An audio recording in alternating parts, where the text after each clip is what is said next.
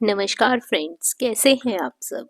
आशा करती हूँ सभी बहुत अच्छे होंगे। मैं पूजा वेलकम करती हूँ आपका आपके अपने यूट्यूब चैनल अंकित वास्तु ज्ञान में।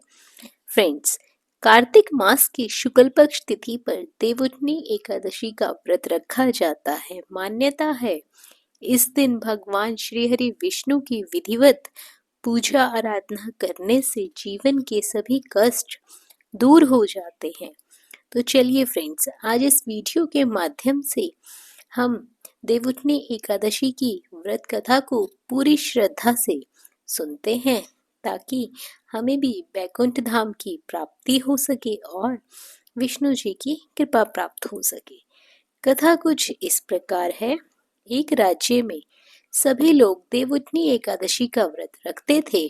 प्रजा तथा नौकर चाकरों से लेकर पशुओं तक को एकादशी के दिन अन्न नहीं दिया जाता था।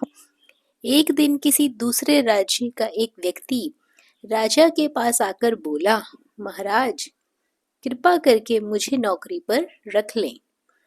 तब राजा ने उसके सामने एक शर्त रखी कि ठीक है, रख लेते हैं, किंतु रोज तो तुम्हें खाने को सब कुछ मिलेगा, पर एकादशी को अन्न नहीं मिलेगा।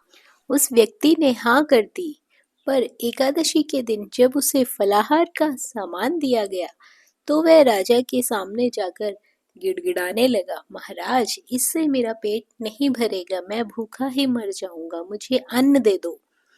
राजा ने उसे शर्त की बात याद दिलाई, पर वह अन्न छोड़ने को राजी नहीं हुआ। तब राजा ने उसे आटा, दाल, चावल दे दिया। वह नित्य की तरह नदी पर पहुंचा, स्नान करके भोजन पकाने लगा। जब भोजन बन गया तो वह भगवान को बुलाने लगा, आओ भगवान, भोजन तैयार है।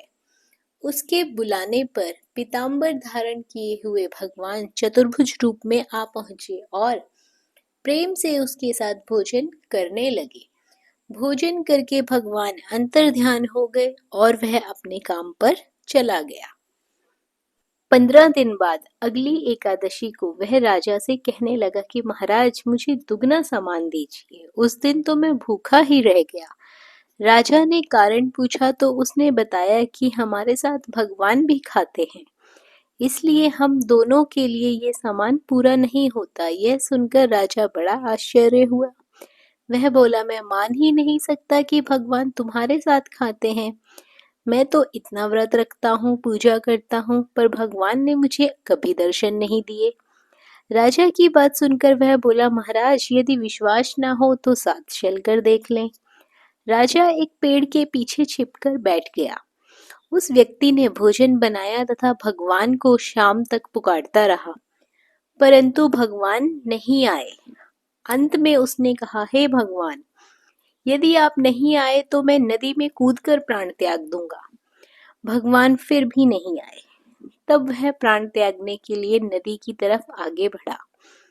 प्राण त्यागने को उसका दृढ़ इरादा जान शीघ्र ही भगवान ने प्रकट होकर उसे रोक लिया और साथ बैठकर भोजन करने लगे। खा पीकर वे उसे अपने विमान में बिठाकर अपने धाम ले गए। यह देख राजा ने सोचा कि व्रत उपवास से तब तक कोई फायदा नहीं होता जब तक मन शुद्ध ना हो। इससे राजा को ज्ञान मिला।